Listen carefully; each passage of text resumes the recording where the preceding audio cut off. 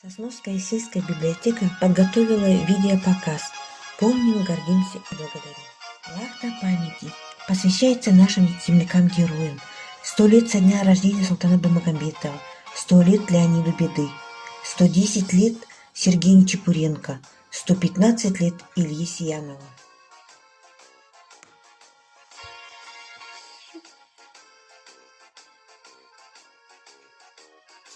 В этом году победе наших предков исполняется 75 лет.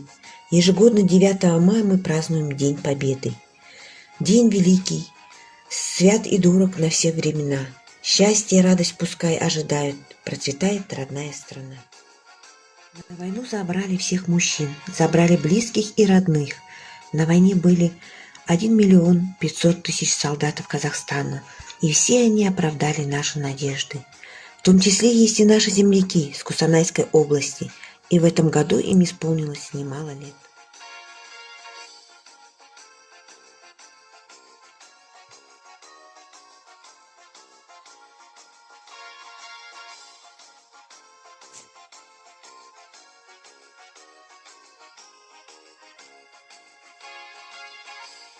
Султан Баймагамбетов родился в 1920 году в селе Коендагаш, командир пулеметного отделения 147-го стрелкового полка. 25 июля 1943 года закрыл грудью амбразуру пулемета. Леонид Беда родился 16 августа 1920 года в селе Новопокровка.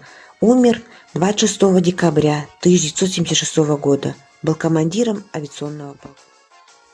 Сергей Васильевич Нечепуренко родился 1 января 1910 года в селе Лукьяновка Тургайской области.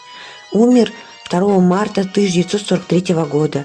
Командир отделения 1-го стрелкового взвода 8-й роты 78-го гвардейского стрелкового полка. Илья Яковлевич Сиянов родился 2 августа 1905 года в село Семиозерное. Командир 1-го стрелковой роты 1-го стрелкового батальона 756-го стрелкового полка. Умер 4 апреля 1988 года в Сочи. Война закончилась, и пушки замолчали, и годы сгладили великую беду. И мы живем, и мы опять весну встречаем. Встречаем День Победы, лучший день в году.